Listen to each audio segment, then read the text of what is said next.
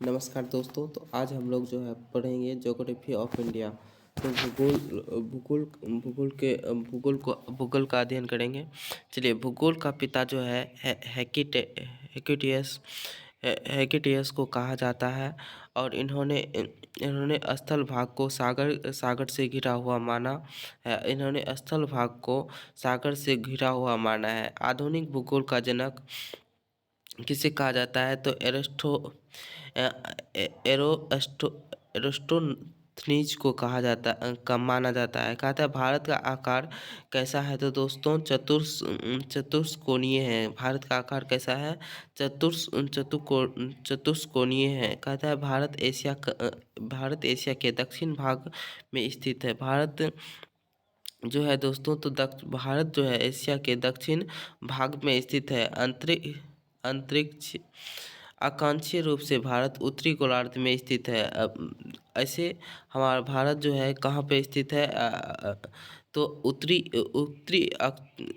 अक्षांश में स्थित है। कहता है क्षेत्रफल की दृष्टि से तथा देशांतर रूप में भारत पूर्व गोलार्ध में स्थित है। देशांतर रूप से भारत पूर्व गोलार्ध में स्थित है। क्षेत्रफल की दृष्टि से भारत भारत सातवां भारत सातवां स्थान है। कहता है दोस्तों, यानी कि क्षेत्रफल की दृष्टि से भारत का स्थान है? तो सातवां स्थान है। रूस, कनाडा, अमेरिका, चीन, ब्राज़ील, ऑस्ट्रेलिया और भारत। रूस जो है सबसे बड़ा है, उसके बाद कनाडा, उसके बाद अमेरिका, उसके बाद चीन। रूस की पहला नंबर पे है, सबसे बड़ा देश जो है रूस है। उसके बाद कनाडा है, उसके बाद अमेरिका है, चीन है, फोर्थ नंबर, और ब्राज़ील है, ऑस्ट्रेलिया है, और सेवन्थ नंबर भारत है। भारत का कुल क्षेत्रफल जो है 32,87,263 वर्ग किलोमीटर है। भारत का कुल क्षेत्रफल जो है दोस्तों 32,87,263 वर्ग किलोमीटर है। भारत का मुख्य भूमि का विस्तार जो है दक्षिण की ओर 3214 किलोमीटर है। भारत के स्थलीय भाग पूर्व पश्चिम में 2933 किलोमीटर है। संसार के कुल स्थलीय भाग का 2.42% भारत में है। कहता है संसार का कुल स्थलीय भाग कितना है दोस्तों? तो 2.4% है। अक्षांशीय विस्तार पृथ्वी से पूर्व पश्चिम के बीच, यानी कि पृथ्वी से जो है दोस्तों पूर्व पश्चिम के बीच दूरी को विषुवत रेखा कहते हैं। अक्षांशीय विस्तार क्या होता है? यानी कि पृथ्वी से पूर्व पश्चिम के बीचों की दूरी को विषुवत रेखा कहते हैं। विषुवत रेखा समांतर अक्षांश होता है। और ये जो है दोस्तों अक्षांश होता है, इनकी संख्या जो है 179 है। 179 है, जो कि नवासी प्लस 1 है। तो देख सकते हैं भारत का सबसे बड़ा अक्षांश जो है विषुवत रेखा है। भारत का सबसे बड़ा अक्षांश विषुवत रेखा है। तो सभी अक्षांश समांतर होता है। सभी अक्षांश क्या होता है दोस्तों? तो समांतर होता है। इस तरह से हम लोग देख सकते हैं। उसके बाद आपका उसका आता है सभी अक्षांश समांतर होती है। उसके बाद एक अक्षांश से दूसरे अक्षांश के बीच की दूरी 111 किलोमीटर होती है। एक अक्षांश से 111 किलोमीटर होती है। 111 किलोमीटर जो है आपका किलोमीटर एक अक्षांश से दूसरे अक्षांश के बीच की दूरी होती है दोस्तों। आज इस तरह से हम लोग देखेंगे। आगे चलिए देखते हैं।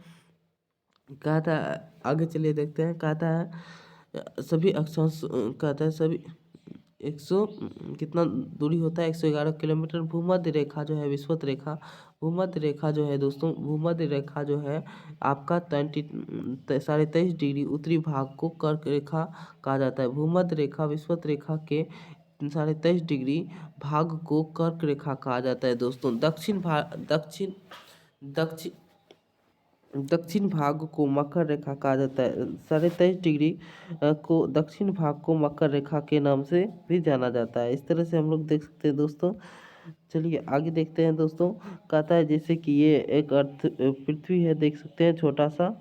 उसके बाद जो है नॉर्थ हो गया, साउथ हो गया, उसके बाद आपका नॉर्थ हो गया, साउथ हो गया, उसके बाद जो है नॉर्थ साउथ, उत्तरी गोलार्ध और दक्षिणी गोलार्ध हो गया। विषुवत रेखा जो होता है उसके बीचों बीच होता है, यानी कि 0 डिग्री विषुवत रेखा होता है। उसके ऊपर जो होता है 23.5 डिग्री जो होता है आपका, ये क्या कहलाता है, दक्षिणी दक्षिणी गोलार्ध का जो है 23.5 डिग्री पे होता है बना हुआ, और ये भी 23.5 डिग्री पे होता है। इस तरह से बटा रहता है उत्तरी शांति रेखा। तो इस तरह से हम देख सकते हैं दोस्तों। आगे देखते हैं कर्क रेखा। कर्क रेखा भारत के कुल 8 राज्यों से होकर गुजरती है, जिससे गुजरात, राजस्थान, मध्य प्रदेश, छत्तीसगढ़, झारखंड, पश्चिम बंगाल, त्रिपुरा और मिजोरम है। तो गुजरात मतलब आपका जो है सबसे पहले गुजरात पे होके गुजरती है। गुजरात से आपका राजस्थान थोड़ा सा भाग लेती है। उसके बाद आपका मध्य प्रदेश, उसके बाद छत्तीसगढ़, उसके बाद झारखंड, उसके बाद पश्चिम बंगाल एंड त्रिपुरा, मिजोरम। तो यानी कि 8 राज्यों से होकर गुजरती है। इसका ट्रिक है मित्र पर गमछा झार। मित्र पर गमछा गो मो छा का गमछा झाड़, यानी कि मित्र पर गमछा झाड़। मी से मिजोरम हो गया, ती से त्रिपुरा हो गया, प से पश्चिम बंगाल हो गया, रो से राजस्थान हो गया, गौ से गुजरात हो गया, और यो मित्र पर गमछा म से हो गया मध्य प्रदेश, छ से हो गया छत्तीसगढ़। इस तरह से हम लोग याद भी कर सकते हैं इसे, मित्र पर गमछा झाड़। तो ये देख सकते हैं आपका फिगर भी है, इस तरह से हम लोग पढ़ सकते हैं। जैसे कि ये जो है आपका क्या है, ये जो है आपका मकर रेखा बना हुआ है, और इसे कहता है देशांतर। ये कहता है ये जो है आपका क्या है, ग्रीनविच, और ये देशांतर रेखा को दर्शाता है। चलिए आगे देखते हैं दोस्तों। कहता है उत्तरी ध्रुव तथा उत्तरी ध्रुव कहता है उत्तरी ध्रुव, पृथ्वी के उत्तरी ध्रुव तथा दक्षिणी ध्रुव को मिलाने वाली काल्पनिक रेखा को पृथ्वी को दो बराबर भागों में बांटती है। पृथ्वी के उत्तरी ध्रुव तथा दक्षिणी ध्रुव को मिलाने वाली काल्पनिक रेखा को दो बराबर भागों में बांटती है। कहता है पृथ्वी तथा दक्षिणी ध्रुव को मिलाने वाली काल्पनिक रेखा को पृथ्वी 2 बराबर भागों में बांटती है, जिससे प्रधान यमांतर रेखा कहा जाता है। जिसे क्या कहा जाता है, प्रधान यमांतर रेखा भी कहा जाता है। कहता है प्रधान यमांतर रेखा 0 डिग्री देशांतर भी कहा जाता है। प्रधान यमांतर रेखा को 0 डिग्री देशांतर भी कहा जाता है। कहता है जैसे कि यमांतर रेखा लंदन ग्रीनविच से गुजरती है। कहाँ से गुजरती है, तो लंदन के ग्रीनविच से गुजरती है। देशांतर रेखा समांतर नहीं होती है। देशांतर रेखा जो होते हैं दोस्तों, ये समांतर नहीं होती, ये क्या होता है, इलिप्टिकल होता है। जैसे कि अगले फिगर में देखे थे हम लोग। यमांतर जो रेखा जो होता है 180 पूर्व में 180 डिग्री देशांतर है। चलिए तथा यमांतर रेखा के पश्चिम में 180 डिग्री देशांतर है। इस तरह से हम लोग देख सकते हैं दोस्तों। उसके बाद हम लोग आगे चलते हैं। कुल देशांतर जो है 360 डिग्री है। का कुल देशांतर 360 है, यानी कि 360 आपका एक पृथ्वी में 360 देशांतर बना हुआ है। इस तरह से हम लोग देख सकते हैं दोस्तों। आगे चलते हैं। आगे जो है आपका दोस्तों, उसके बाद कहता है 2 देशांतर रेखाओं के बीच की दूरी जो है ध्रुव पर कम होती है, यानी कि ध्रुव पर क्या होता है, कम होता है, तथा भूमध्य रेखा पर ज़्यादा होता है।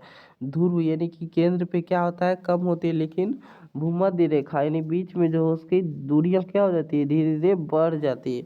इस तरह से हम लोग देख सकते हैं भूमध्य रेखा जो है दोस्तों, भूमध्य रेखा 2 देशांतर के बीच दूरी 111.3 किलोमीटर होता है। भूमध्य रेखा के देशांतर के बीच की दूरी जो होता है 111.3 किलोमीटर होता है। कहता है देशांतर रेखा 1 डिग्री आगे बढ़ने पर 4 मिनट का समय लगता है, यानी कि देशांतर रेखा जो पृथ्वी रोटेशन करती है उसमें अगर यदि हम 1 डिग्री आगे बढ़ना चाहेंगे तो 4 मिनट का समय लगता है। चलिए आगे देखते हैं दोस्तों। कहता है भारत के अक्षांशीय विस्तार जो है, भारत के अक्षांशीय विस्तार जो है 6 डिग्री से 37 डिग्री उत्तरी है। और भारत का दक्षिणीय विस्तार जो है 68 डिग्री से 97 डिग्री पूर्व है। कहता है भारत का मुख्य भूमि जो है 8 डिग्री से 37 डिग्री है। भारत का मुख्य भूमि जो है 8 डिग्री से 37 डिग्री है। मानक समय, यानी कि ये समय जो है, मानक समय भारत में जो है 82 डिग्री 30 सेकेंड है। पूर्वी देशांतर में यह मानक समय इलाहाबाद के मिर्ज़ापुर की नैनी से गुजरता है। यानी कि मानक समय क्या है, तो मानक समय भारत में 82 डिग्री 30 सेकेंड पूर्व देशांतर में है। कहता है मानक समय इलाहाबाद के मिजोरम के नैनी से गुजरता है। भारतीय मानक समय ग्रीनविच से 5 आवर्स पर 30 मिनट में आगे है। कहता है इस तरह से हम लोग देख सकते हैं दक्षिणीय विस्तार, यानी कि देशांतरीय विस्तार के कारण गुजरात और अरुणाचल प्रदेश के समय 2 घंटे के अंदर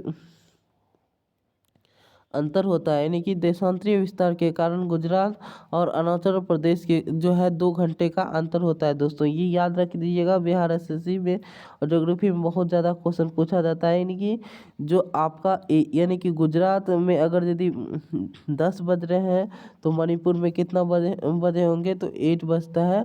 और इस तरह से हम लोग देख सकते हैं 2 घंटे का विस्तार, 2 घंटे का क्या होता है, तो आपका अंतर होता है। चलिए आगे देखते हैं दोस्तों।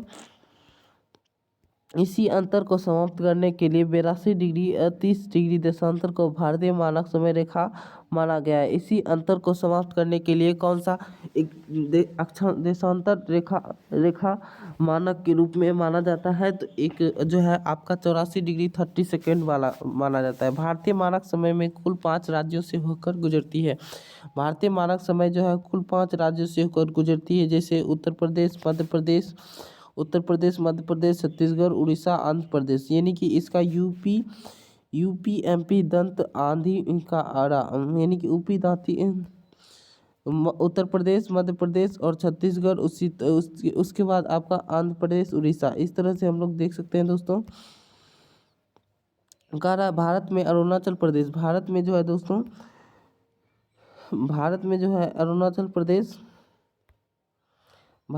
है अरुणाचल प्रदेश तथा सबसे पश्चिम में गुजरात है। भारत में सबसे पूर्व में कौन है दोस्तों, तो अरुणाचल प्रदेश है। और जो आपका पूर्व आपका जो है पूर्व में अरुणाचल प्रदेश है, और सबसे पश्चिम में जो है गुजरात है दोस्तों। इस तरह से हम लोग देख सकते हैं।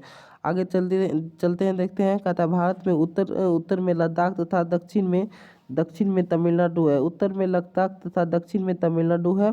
और कहता है तमिलनाडु है उत्तर में, सबसे क्या है, सबसे ऊपर में क्या है लद्दाख, नीचे क्या है तमिलनाडु, पूर्व में क्या है अरुणाचल प्रदेश, और गुजरात क्या है वेस्ट में है। तो चलिए देखते हैं दोनों के बीच की मतलब सन का जो है डिस्टेंस कितना होता है, 2 घंटे का अंतर होता है। इसके लिए एक लाइन खींची गई है 84.8 डिग्री से जो है अक्षांशीय रेखा खींची गई है। इसको मानक समय के लिए रूप में खींचा जाता है। चलिए आगे देखते हैं दोस्तों। चलिए कहता है भारत में जो है दोस्तों, भारत का दक्षिणतम बिंदु जो है इंदिरा पॉइंट है। भारत में दक्षिणतम बिंदु क्या है, तो दोस्तों इंदिरा पॉइंट है। तो भारत में दक्षिणतम मुख्य भूमि कन्याकुमारी है। भारत की दक्षिणतम भूमि क्या है, तो मुख्य कन्याकुमारी है। और भारत की उत्तरी बिंदु इंदिरा कौल है, जो कि लद्दाख में स्थित है। कहता है भारत का पूर्वी बिंदु जो है आपका बुध है, जो अरुणाचल प्रदेश में है। भारत का पूर्वी बिंदु जो है आपका दोस्तों बुध है, जो अरुणाचल प्रदेश में है। भारत का पश्चिम बिंदु जो है आपका गोहार मोती, जो कि गुजरात में स्थित है। कहाँ दोस्तों, गुजरात में स्थित है। इसी तरह हम लोग देख सकते हैं। आगे देखते हैं कन्याकुमारी जो है केप कोमोरिन नामक स्थान है। देखिए कन्याकुमारी जो है एक केप कोमोरिन केप कोमरिन नामक स्थान है, और जहाँ बंगाल की खाड़ी, अरब सागर और हिंद महासागर गिरती है। क्या गिरती है दोस्तों? कन्याकुमारी में केप कोमोरिन नामक स्थान है। केप कोमोरिन नामक स्थान है जहाँ बंगाल की खाड़ी, अरब सागर तथा हिंद महासागर मिलता है। आगे देखते हैं भारत की समृद्धि देश, यानी कि समृद्धि देश क्या है तो दोस्तों, यानी कि निकट वाले देश का नाम क्या क्या है दोस्तों? तो भारत का जो है निकटतम या पड़ोसी देश बोला जाता है तो 9 है। कितना है दोस्तों? 9 है भारत का पड़ोसी देश। आगे देखते हैं कौन कौन सा है। पाकिस्तान, अफगानिस्तान, चीन, नेपाल, भूटान, म्यांमार, बांग्लादेश, श्रीलंका और मालदीव। तो पाकिस्तान, अफगानिस्तान, चीन, नेपाल, भूटान, म्यांमार, बांग्लादेश, श्रीलंका और मालदीव। तो इस तरह से हमारा जो है पड़ोसी देश है, कहता है भारत के साथ पड़ोसी देश का सीमा को कुल 15,106 किलोमीटर है। भारत के यानी कि जैसे हमारा सीमा के साथ टच करता है जो, वो कितना करता है तो 15,106 किलोमीटर जो है हमारा दूसरे देश के साथ सीमा साझा करता है। भारत का सबसे बड़ा अंतर्राष्ट्रीय सीमा जो है बांग्लादेश है। भारत का सबसे बड़ा अंतर्राष्ट्रीय सीमा सबसे अंतर्राष्ट्रीय सीमा जो है किस देश के साथ टच करता है तो ये बांग्लादेश के साथ पूरा करता है, जो कि 4,096 किलोमीटर 4,096 किलोमीटर या 4100 किलोमीटर के लगभग है। चलिए आगे देखते हैं बांग्लादेश जो है दोस्तों, बांग्लादेश की कुल 5 भारतीय राज्य सीमा बनाता है। बांग्लादेश की जो है कुल 5 भारतीय राज्य की सीमा बनाता है। पश्चिम बंगाल, उसके बाद असम, मेघालय, त्रिपुरा, मिजोरम, यानी कि 5 देश कौन कौन सा होगा दोस्तों? तो सबसे पहले पश्चिम बंगाल जो है सबसे ज़्यादा बांग्लादेश के साथ सीमा साझा करती है राज्य। उसके बाद असम जो है, असम राज्य है, उसके दूसरा स्थान मेघालय, त्रिपुरा, मिजोरम, 5 राज्यों के साथ बांग्लादेश की सीमा मिलती है। त्रिपुरा तीनों ओर से बांग्लादेश से घिरा हुआ है। त्रिपुरा जो है आपका दोस्तों 3 ओर से घिरा हुआ है, ऐसे एक और सिर्फ भारत से जुड़ा हुआ है। चलिए आगे देखते हैं दोस्तों, आगे देखते हैं। कहता है भारत का दूसरा सबसे बड़ा अंतर्राष्ट्रीय सीमा चीन के साथ साझा होती है। तो भारत के दूसरा सबसे बड़ा अंतर्राष्ट्रीय सीमा जो होता है 3488 किलोमीटर जो है आपका अंतर्राष्ट्रीय सीमा साझा करती है चीन के साथ। चलिए आगे सकते हैं। चीन के साथ कुल 5 भारतीय राज्यों में सीमा साझा करती है, जिससे पश्चिम बंगाल में आपका 5 था, उसी तरह भारत भी जो है चीन के साथ 5 राज्यों को 5 राज्य का साथ सीमा साझा करती है। जैसे कौन कौन सा है तो दोस्तों कुल 5 राज्य सीमा साझा करती है, जैसे लद्दाख, हिमाचल प्रदेश, उत्तराखंड, सिक्किम, अरुणाचल प्रदेश और अरुणाचल प्रदेश। इस तरह से हम लोग देख सकते हैं। भारत के साथ पाकिस्तान 35,000 किलोमीटर की सीमा साझा करता है। भारत के साथ जो है पाकिस्तान कितने वर्ग किलोमीटर का साझा करता है तो दोस्तों ये करती है आपका पाकिस्तान 3500 किलोमीटर का सीमा साझा करता है। पाकिस्तान के साथ 5 भारतीय राज्य सीमा साझा करता है, जैसे गुजरात, राजस्थान, पंजाब, जम्मू कश्मीर एंड लद्दाख, यानी कि तीनों देश से कितना 5 राज्य सीमा साझा करता है। उसके बाद नेपाल के साथ भारत का कुल 5 राज्यों से साथ सीमा साझा करता है, जैसे आपका 5 राज्य हो गया उत्तराखंड, उत्तर प्रदेश, बिहार, बंगाल एवं सिक्किम। उसके बाद आपका म्यांमार के साथ भारत का कुल 4 राज्यों के साथ सीमा साझा करता है, अरुणाचल प्रदेश, नागालैंड, मणिपुर और मिजोरम। भूटान के साथ भारत का कुल 4 राज्यों के साथ सीमा साझा करता है, जैसे कि सिक्किम, पश्चिम बंगाल, असम, अरुणाचल प्रदेश। उसी तरह अफगानिस्तान के साथ जो है एकमात्र राज्य सीमा साझा करता है, जैसे कि आपका लद्दाख। आगे देखते हैं दोस्तों, लद्दाख 3 देशों के साथ सीमा साझा करता है। लद्दाख जो है आपका 3 देशों के साथ साथ सीमा साझा करता है, कौन कौन सो? चीन, पाकिस्तान और अफगानिस्तान। चलिए, 3 देशों के साथ सीमा साझा करता है। 3 देशों से सीमा साझा करने वाला राज्य कौन सा है? तो दोस्तों लद्दाख है। कहता है लद्दाख कहता है लद्दाख 3 देशों के साथ सीमा साझा करता है, पाकिस्तान, अफगानिस्तान और चीन। कहता है सिक्किम 3 देशों के साथ सीमा साझा करता है। सिक्किम भी जो है दोस्तों 3 देशों के साथ सीमा साझा करता है, जैसे नेपाल, चीन और भूटान। नेपाल, चीन और भूटान। इसी तरह से हम लोग देख सकते हैं दोस्तों, नेपाल, चीन और भूटान। कहता है अरुणाचल प्रदेश की कुल 3 देश के साथ सीमा साझा करता है। अरुणाचल प्रदेश हमारा 3 देश के साथ सीमा साझा करता है, जैसे भूटान, चीन और म्यांमार। भूटान, चीन और म्यांमार। चलिए आगे देखते हैं दोस्तों,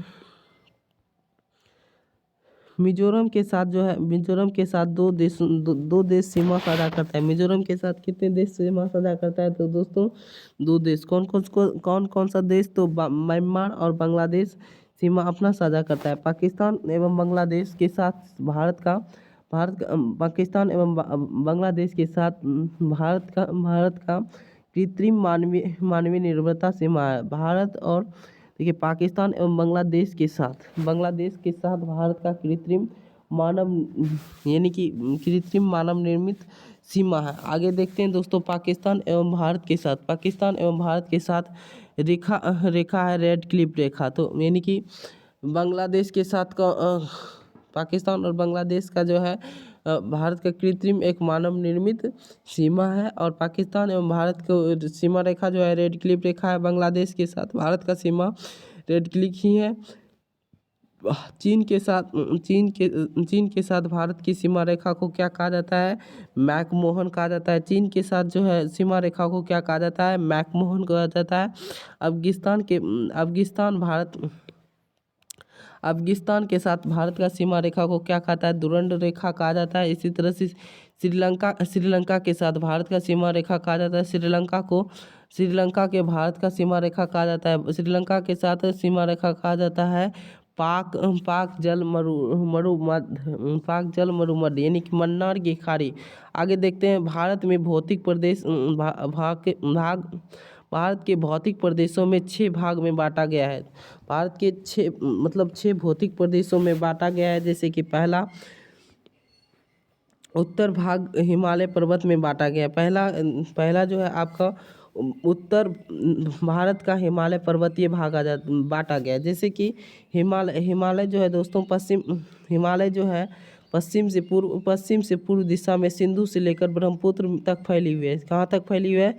हिमाचल प्रदेश पश्चिम से पूर्व दिशा में सिंधु से लेकर ब्रह्मपुत्र तक फैली हुई है। उसी तरह से सिंधु जो है आपका सिंधु लद्दाख में स्थित है। तिब्बत, ब्रह्मपुत्र और अरुणाचल प्रदेश, यानी कि इसमें जो है कितनी नदियाँ आती है? सिंध और मानसरोवर झील भी होती है। आपका जम्मू कश्मीर में ब्रह्मपुत्र होता है, अरुणाचल प्रदेश होता है। हिमाचल की औसत लंबाई जो है दोस्तों लद्दाख यानी अरुणाचल प्रदेश की औसत लंबाई जो है लद्दाख से अरुणाचल प्रदेश की 2500 किलोमीटर है। और हिमाचल प्रदेश की लंबाई जो है दोस्तों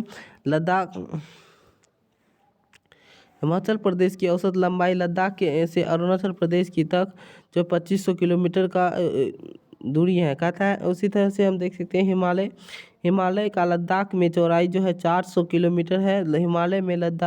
हिमालय का लद्दाख की चौड़ाई जो है 400 किलोमीटर है। हिमालय जो होता है लद्दाख में बहुत बड़ा बड़ा है, जिस कारण से इसकी चौड़ाई जो है 400 किलोमीटर तक है। कहता है हिमालय का अरुणाचल प्रदेश में चौड़ाई लगभग 150 किलोमीटर है। कहता है हिमालय भूभाग के रूप में युवा है। हिमालय क्या है अभी दोस्तों? तो ये क्या है? एक युवा के रूप में है। और सबसे पुराना जो है अरावली पर्वत है। भारत में सबसे पुराना अगर पर्वत के बारे में बात किया जाए तो ये अरावली पर्वत सबसे पुरानी है। हिमालय की बनावट दृष्टिकोण वालिद या मंदोर है। कहता है हिमालय की दृष्टिकोण यानी इसका जो निर्माण हुआ है वो वालिद यानी मरदर से हुआ है। आगे देखते हैं, हिमालय तिब्बत की ओर अवते आकार का है तथा भारत की ओर उत्तल आकार का है। कहता है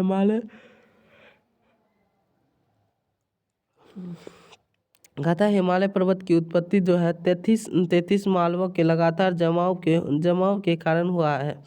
कहता है हिमालय पर्वत की उत्पत्ति जो है 33 के टकराव जब होते तो उसमें क्या होता है, ज़मीन क्या हो जाता है, उभर के इस तरह से बन जाता है। धीरे धीरे ये बहुत सारे टकराव होते हैं और ये क्या हो जाते हैं, ऊपर उठने लगते हैं, जिससे क्या होता है, पहाड़ का निर्माण होता है। 33 मालवा के लगातार जवाब टकराव के कारण जो है आपका ये हिमालय का निर्माण हुआ है। आगे देखते हैं दोस्तों, कहता है हिमालय पर्वत 4 समांतर श्रेणी में बांटा गया है। हिमालय पर्वत को कितने श्रेणियों में बांटा गया है, तो 4 श्रेणियों में बांटा गया है, जैसे ट्रांस हिमालय, वृहद हिमालय, उसके बाद लघु हिमालय, उसके बाद शिवालिक हिमालय। पहला क्या है, ट्रांस हिमालय, वृहद हिमालय और लघु हिमालय, शिवालिक। कहता है ट्रांस हिमालय जो दोस्तों कहा जाता है, ट्रांस हिमालय आपका ट्रांस हिमालय, जैसे कि ट्रांस हिमालय सबसे ऊपर होता है, उसके बाद आपका वृहद हिमालय, उसके बाद लघु, मध्य, उसके बाद शिवालिक। शिवालिक जो है दोस्तों इस तरह से बांटा गया है, 4 भागों में बांटा गया है। हिमालय को बंगाल की खाड़ी नीचे है। आगे देखते हैं दोस्तों, कहता है ट्रांस हिमालय दक्षिण से उत्तर क्रमशः कैलाश, जास्कर, लद्दाख, काकाकोरी एवं श्रेणी में पाया जाता है। ट्रांस हिमालय जो है उत्तर क्रमशः कैलाश, जास्कर, लद्दाख, काराकोरम श्रेणी में पाया जाता है। भारत की सबसे ऊंची चोटी जो है गंडवाइन एवं ऑस्ट्रेलियन या केटू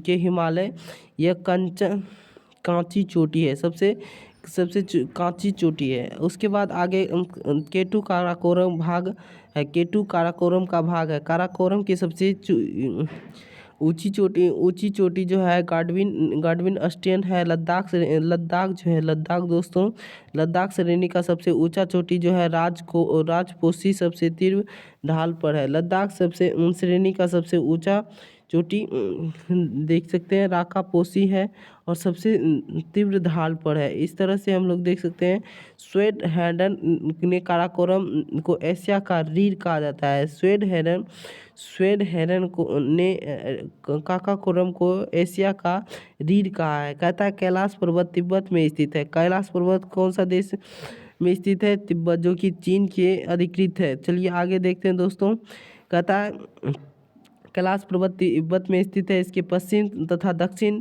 में मानसरोवर झील है और ट्रांस हिमालय, वृहद हिमालय एवं हिमालय को हिंज लाइन, सुचार लाइन एवं अलग अलग करता है। इस तरह से हम लोग देख सकते हैं, कहता है ट्रांस हिमालय निम्नलिखित हिमनद से सियाचिन एवं हिस्पर एवं बुट्रो बाल्टोरा एवं सियाचिन विश्व की सबसे ऊंची युद्ध स्थल है। कहता है सियाचिन घाटी की लंबाई जो है दोस्तों 75 किलोमीटर है। सियाचिन की घाटी घाटी का नाम निम्रो है। सियाचिन की घाटी का नाम क्या है दोस्तों, निम्रो है।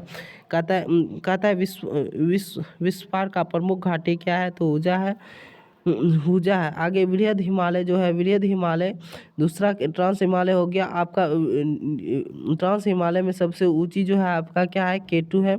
और ये क्या है, बहुत ही बहुत ही क्या है, ये सियाचिन की घाटी का नाम से निब्रा है। कहता है विस्पार के प्रमुख घाटी हुजा है। कहता है वृहद हिमालय जो है महान हिमालय के नाम से भी जाना जाता है।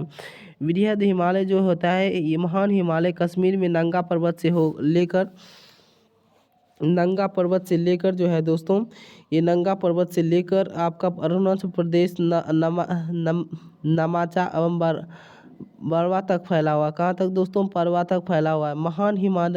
महान हिमाचल जो है ट्रांस हिमालय तथा लघु हिमाचल के बीच में है। कहता है भारत और तिब्बत का मार्ग जो है शिल्प किला दर्रे से होकर जाती है। कहता है विश्व की सबसे ऊंची चोटी जो है माउंट एवरेस्ट है। विश्व की सबसे ऊंची चोटी क्या है दोस्तों, तो माउंट एवरेस्ट है। विश्व की सबसे ऊंची चोटी क्या है दोस्तों, तो माउंट एवरेस्ट है। कहता है विश्व की सबसे ऊंची चोटी क्या है, तो माउंट एवरेस्ट है। कहता है उसके बाद माउंट एवरेस्ट तिब्बत का भाग है। माउंट एवरेस्ट का किसका भाग है दोस्तों, तो तिब्बत का है, जो कि आपका चोमुलुंगा कहा जाता है, जिसे क्या कहा जाता है, चोमुलुंगा कहा जाता है। चोमुलुंगा पर्वतों की रानी कहा जाता है। चोमलुंगा जो है आपका पर्वतों की रानी कहा जाता है। माउंट एवरेस्ट जो है नेपाल की क्या है दोस्तों, नेपाल की जो है दोस्तों, नेपाल की जो है आपका दोस्तों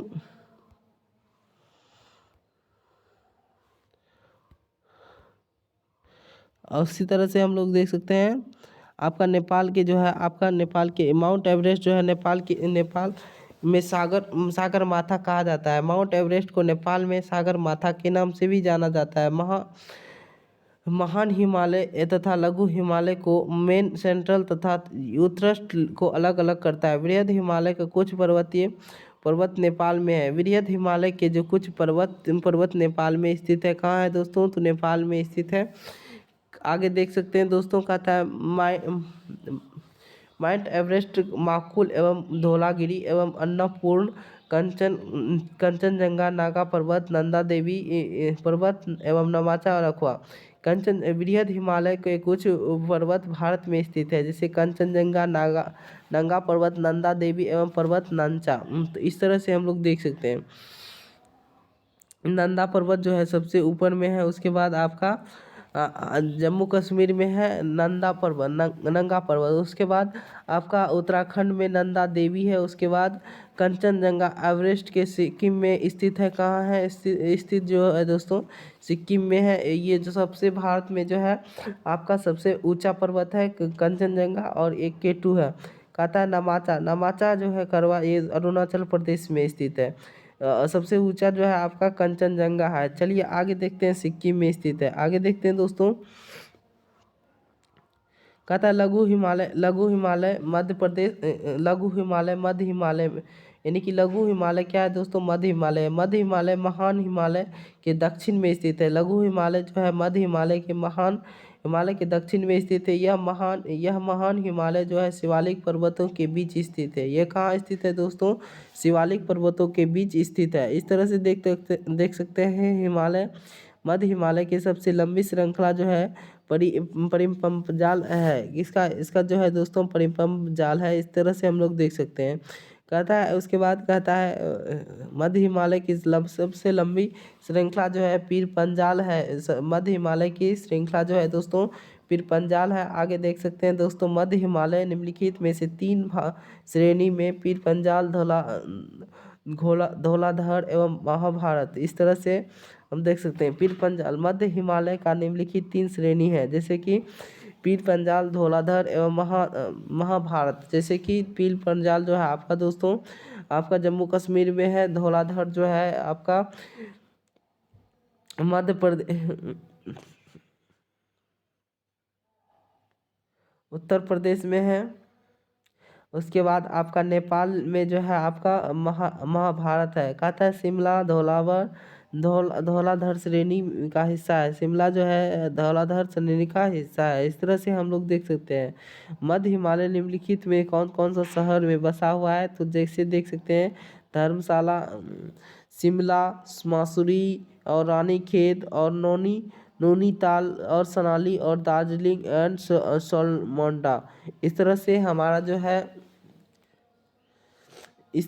हमारा जो है फैला हुआ है। मध्य हिमालय जो है निम्नलिखित शहरों में धर्मशाला, शिमला एवं मसूरी, रानीखेत, नैनीताल एवं मनाली, दार्जिलिंग और मोल्डा। मध्य हिमालय कौन कौन से राज्य मतलब स्थानों सबसे प्रमुख शहर में है, जैसे कि मनाली, दार्जिलिंग और मोल्डा और नैनीताल और रानीखेत, मसूरी, शिमला, धर्मशाला। इस तरह के देख सकते हैं दोस्तों। आगे देखते हैं, केसर का उत्पादन जम्मू कश्मीर में हुआ था। केसर का उत्पादन कहाँ होता है, तो दोस्तों जम्मू कश्मीर में बहुत ज़्यादा होता है। केसर का उत्पादन कहाँ होता है दोस्तों, जम्मू कश्मीर में होता है। विश्व में सबसे ज़्यादा केसर जो है ईरान में होता है। विश्व का सबसे ज़्यादा केसर कहाँ होता है, तो ईरान में होता है। ईरान में जो होता है आपका सबसे ज़्यादा केसर होता है। कहता है चुनानी सुरंग का नया नाम क्या है, श्याम प्रसाद मुखर्जी है। चीनानी सुरंग का क्या नाम है, तो श्याम प्रसाद मुखर्जी सुरंग है। और ये सुरंग जो है दोस्तों, ये सुरंग भारत की सबसे लंबी सुरंग है। ये सुरंग जो है दोस्तों भारत की सबसे लंबी सुरंग में आती है। 2017 में चालू किया गया था, इसे 2017 में चालू किया गया था, जो कि 9.828 किलोमीटर है। कहता है यह रोहतांग दर्रे में अटल टनल का निर्माण किया गया है। हिमाचल प्रदेश जो कि 9.2 किलोमीटर है, उद्घाटन 2020 में किया गया है। रोहतांग दर्रा जो है अटल टनल के रूप में निर्माण किया गया है। आगे देख सकते हैं दोस्तों शिवालिक। चौथा क्या है दोस्तों, शिवालिक। यह शिवालिक हिमालय सबसे दक्षिणी भाग में है। शिवालिक हिमालय सबसे क्या है, दक्षिणी भाग, यानी कि आपका शिवालिक हिमालय पर्वतीय नवीनतम पर्वत, इसकी ऊंचाई सबसे कम है। इसकी ऊंचाई क्या है दोस्तों, सबसे कम है। इसका विस्तार जो है पंजाब के तिवार एवं बेसिन कोसी नदी तक हुआ है। इसका शिवालिक पर्वत जो है जम्मू कश्मीर पहाड़ी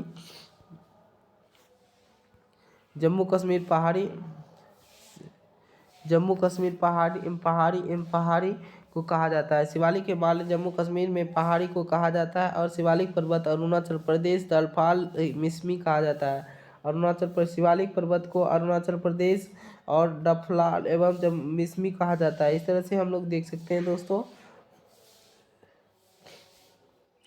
कहता है सिंधु, उसके बाद संगपा एवं लद्दाख एवं जनकर कैलासा एवं महान हिमालय एवं महाभारत।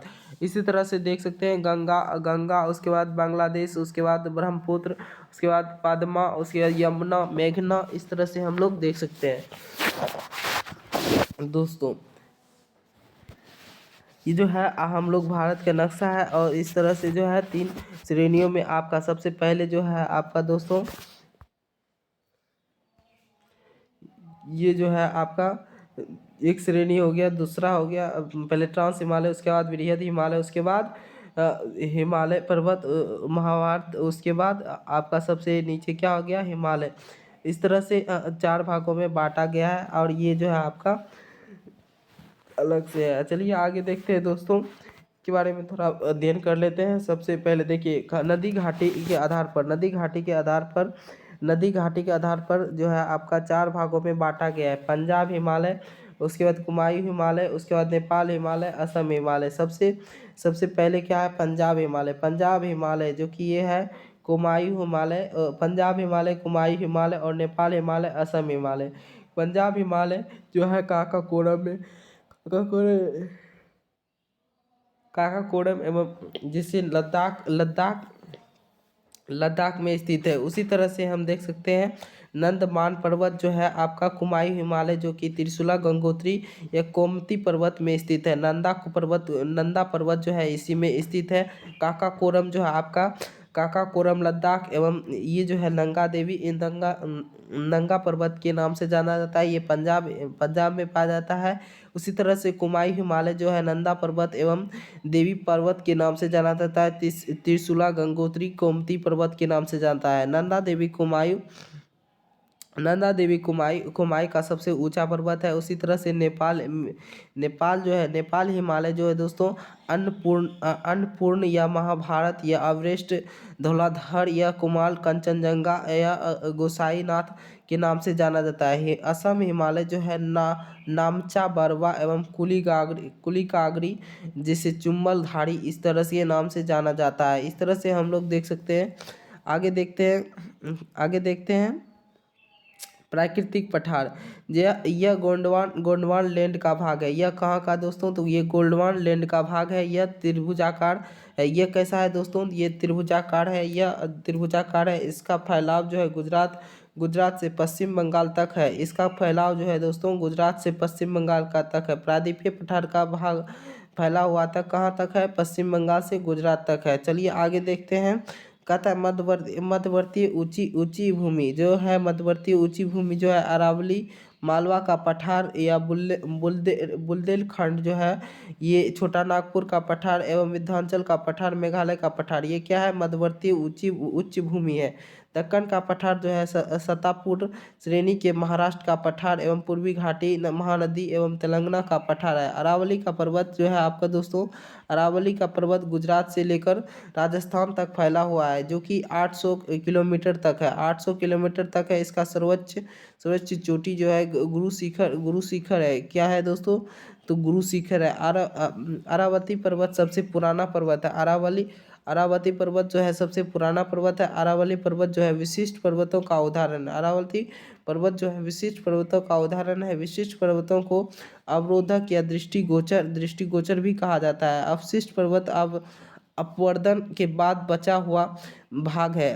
अविशिष्ट पर्वत अपवर्दन के बाद बचा हुआ भाग है। दिल्ली उसी तरह से देख सकते हैं दोस्तों। आगे देखते हैं मालवा का पठार। मालवा का पठार जो है दोस्तों, इसकी सीमा उत्तर में अरावली पर्वत विंध्याचल पर्वत एवं पर्वत तक है। मालवा का पठार उत्तरी भाग में बुंदेलखंड कहा जाता है तथा पूर्वी भाग में बल बहलोल बहलोल खंड कहलाता है। इस तरह से हम लोग देख सकते हैं दोस्तों। कहता है छोटा नागपुर का पठार बिहार झारखंड बंगाल उड़ीसा तक विस्तार है। छोटा नागपुर का पठार प्रमुख नदी स्वर्णरेखा तथा सोना तथा महानदी के नाम से जाना जाता है। इस पठार में ग्रेनाइट तथा नीस की चट्टान की प्रधानता है। इस पठार में भारत का रीढ़ भी कहा जाता है। इस पठार को भारत का रीढ़ भी कहा जाता है। छोटा नागपुर का पठार जो है दोस्तों, छोटा नागपुर का पठार सबसे ऊंचा चोटी एवं पारसनाथ हिल है। छोटा नागपुर का पठार सबसे ऊंचा चोटी तथा पारसनाथ की हिल है। मिलते हैं दोस्तों अगले वीडियो में। जय हिंद, जय भारत।